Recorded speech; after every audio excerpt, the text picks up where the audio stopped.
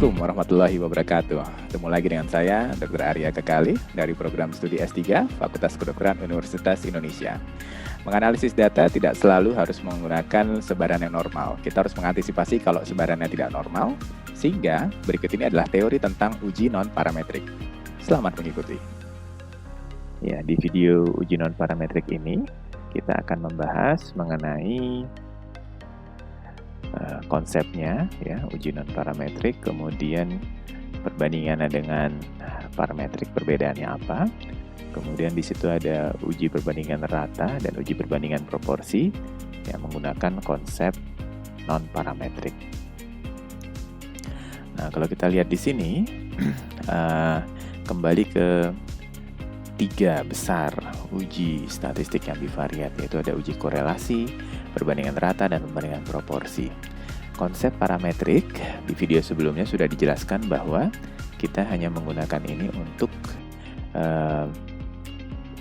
yang menggunakan data numerik, ya, menggunakan data numerik dan sebarannya normal. Jadi kalau misalkan uji parametrik itu menggunakan data numerik dan sebarannya normal, bisa untuk uji perbandingan rata, bisa untuk uji korelasi. Nah, tapi kalau uji non-parametrik adalah situasinya sebarannya tidak normal. Mungkin kita semua ingat lagi bahwa kalau sebarannya tidak normal berarti dia ada nilai ekstrim, ya, atau variasi dari nilai data numeriknya itu sangat lebar, ya, dibandingkan nilai rata-ratanya.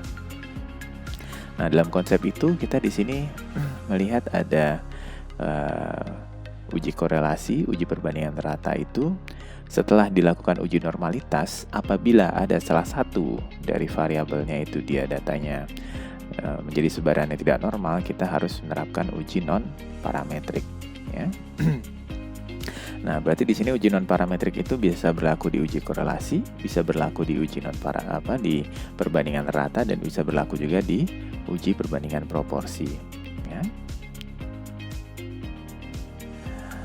Nah, kita tahu syarat uji perbandingan rata itu dia bisa lebih dari 2 kelompok, kemudian menilai berpasangan atau tidak berpasangan. Nah, itu semua mempunyai skenario alternatif uji non-parametrik apabila sebarannya tidak normal. Contoh di sini, ya, kita membandingkan tinggi badan antara laki-laki dan perempuan. Kalau ada salah satu saja dari kelompok yang laki-laki atau perempuan itu sebaran datanya tidak normal, tinggi badannya tidak normal, maka artinya dia ada yang harus masuk ke uji yang non-parametrik, ya. Jadi kalau misalnya salah satu yang laki-laki atau perempuan sebarannya tidak normal atau kedua-duanya, maka kita harus menggunakan uji non-parametrik.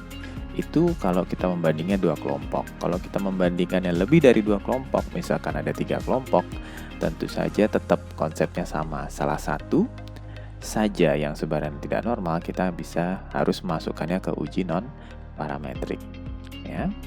Jadi dengan konteks itu, kita bisa melihat ini contohnya yang uji non-parametrik itu adalah yang di bawah. Jadi kita membandingkan nilainya itu tidak bisa membacakan mean-nya, yang kita bacakan adalah mediannya. Jadi kalau tadi kita membandingkan tinggi badan antara laki-laki dan perempuan, yang kita bandingkan itu kita baca adalah mediannya, ya. Jadi median yang laki-laki berapa dan median yang perempuan berapa, dan kesimpulannya apakah ada perbedaan di antara mediannya tersebut. Nah, itu yang kita konfirmasi dengan uji non-parametriknya. Jadi uji non-parametrik itu membandingkan nilai median di antara kedua kelompok kalau uji perbandingan rata, ya.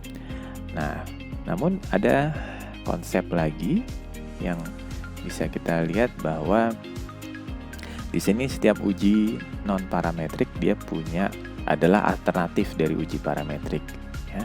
Teman-teman bisa lihat di sini ada uji T berpasangan, alternatifnya Wilcoxon, uji T tidak berpasangan, alternatif non-parametriknya Mann-Whitney, sama juga seperti ini, ya. Jika lebih dari 2 kelompok, ANOVA, itu tidak berpasangan, alternatifnya Kruskal-Wallis.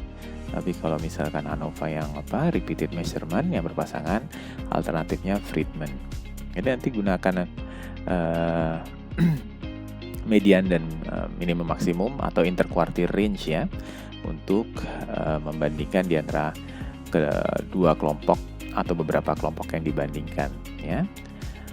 Nah, jadi box plot tetap digunakan untuk visualisasi hasil. Namun ada satu data, satu jenis uji statistik yang unik di sini ya dalam uji non parametrik, yaitu uji perbandingan proporsi. Ini tidak ada di uji parametrik karena uji perbandingan proporsi itu dia jenis datanya dua-duanya kategorikal. Nah, kalau dua-duanya kategorikal berarti dia masuk uji non parametrik. Contohnya seperti ini ya. Kalau kita melihat prevalensi pada dua kelompok ya. Nah, misalkan kita sudah tahu perokok pada laki-laki itu 20%. Kita ingin tahu berapa persen perokok pada perempuan gitu ya.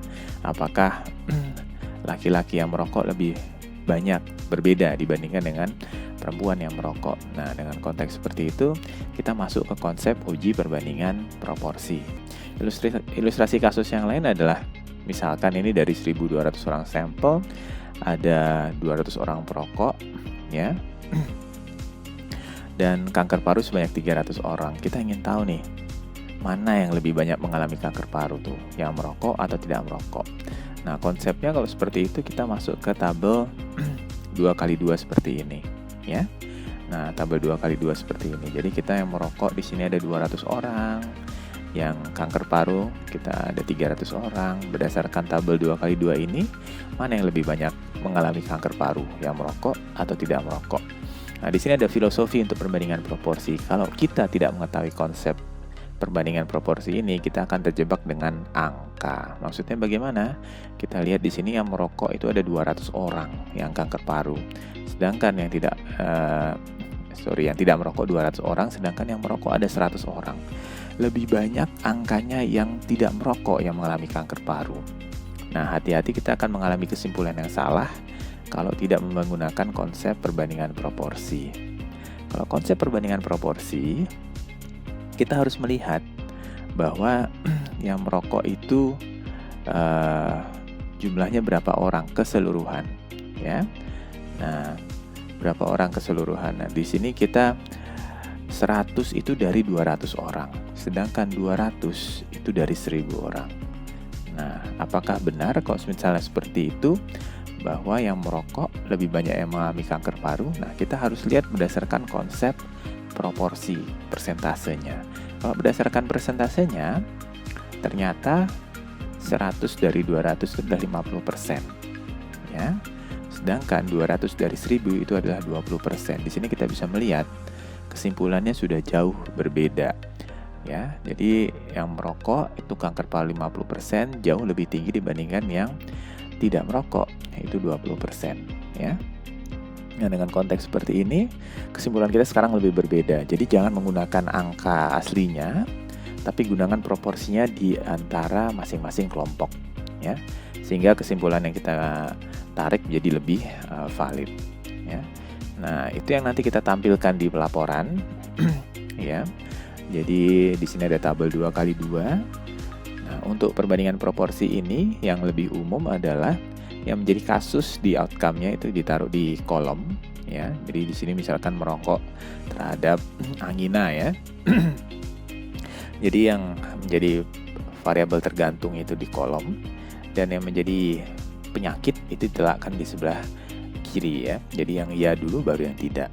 Kemudian yang variabel bebas, faktor risikonya ada di baris, ya, dan yang paling berisiko di sini yang merokok kita taruh di atas, ya.